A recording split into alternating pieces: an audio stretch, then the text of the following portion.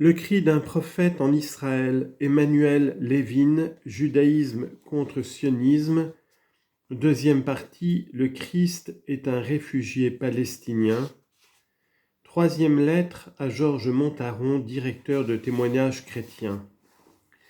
Dieu se range toujours du côté des persécutés. Le 8 septembre 1967.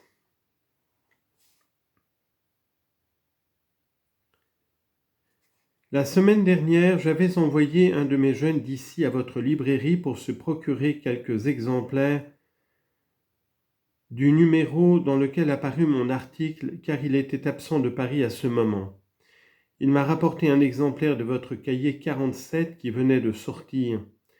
Je l'ai lu d'une traite et comme vous vous en doutez, j'ai été bouleversé par les rapports et ému au plus haut point par les textes du père Paul Gauthier, car il exprime exactement ma propre conception du judaïsme, et c'est par sa bouche de chrétien que s'accomplit le verset de la prophétie d'Isaïe. C'est de Sion que sortira l'enseignement, et de Jérusalem la parole de l'Éternel. Quelle honte, quelle gifle pour nous! C'était à un juif, en particulier à un sioniste, qu'il appartenait d'écrire ces pages inspirées que j'ai lues comme un texte biblique. Je crois vous l'avoir dit.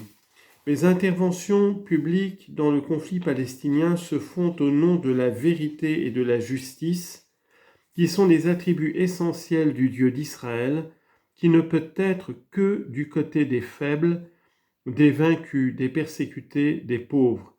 Comme l'enseigne ce texte rabbinique, citation, « Dieu prend toujours le parti du persécuté. Si un juste persécute un juste, Dieu se range du côté du persécuté. Si un méchant persécute un juste, Dieu se range du côté du persécuté. Si un méchant persécute un méchant, Dieu se range encore du côté du persécuté. Et même si un juste persécute un méchant, Dieu se range encore du côté du persécuté. » Midrash Rabbah sur Lévitique 27. Le Dieu d'Israël est donc du côté des réfugiés palestiniens. Et comme le dit un autre texte des rabbins, mieux vaut être parmi les persécutés que parmi les persécuteurs. Talmud Baba Kamma 93a.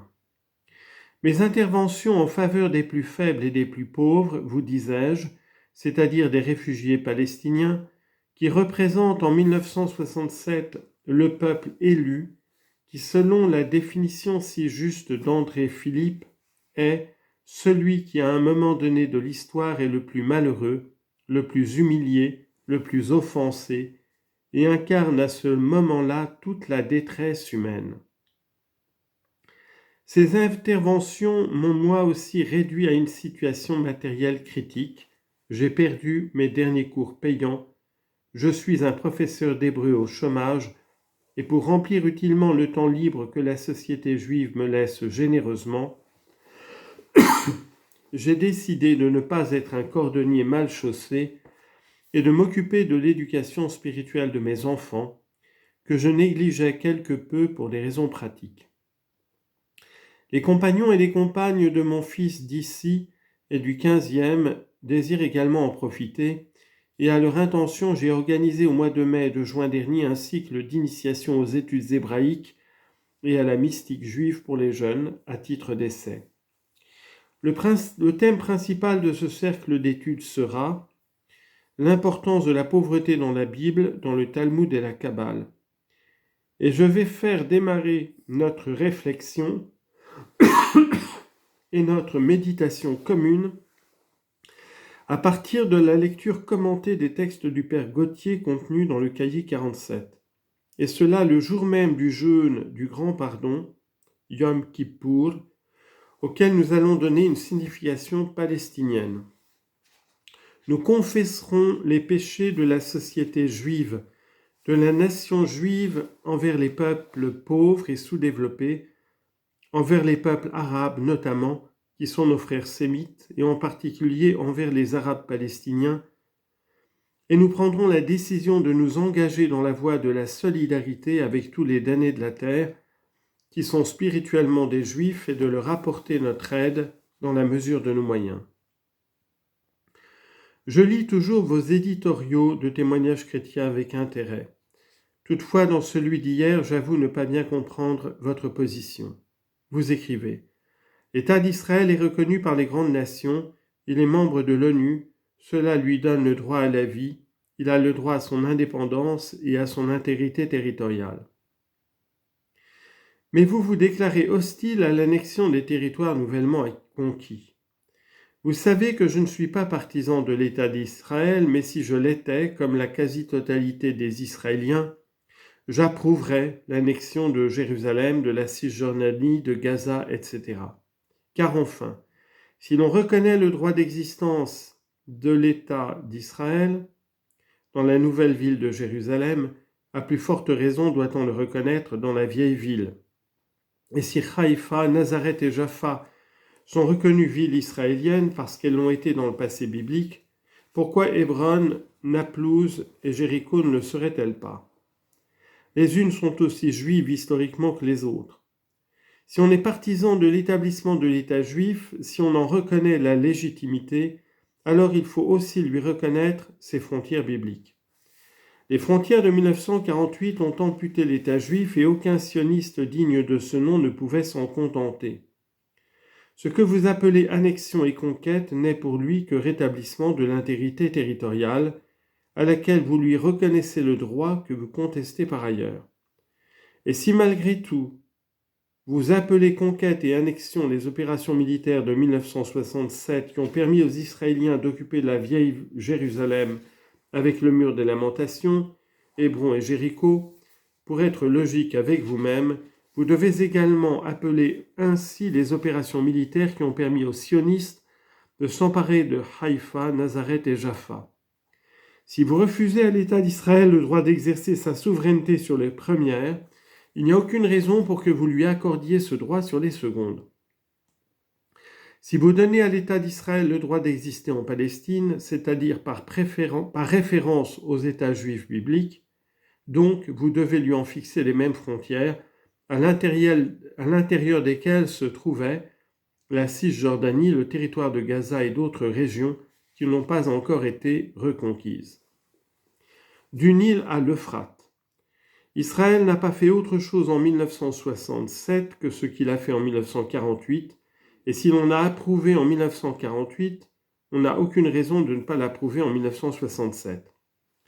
Et ceux qui, comme vous, approuvent 1948, ou du moins s'y résignent, parce qu'on se trouve en 1967, ceux-là qui désapprouvent 1967 l'approuveront en 1987, ou du moins s'y résigneront.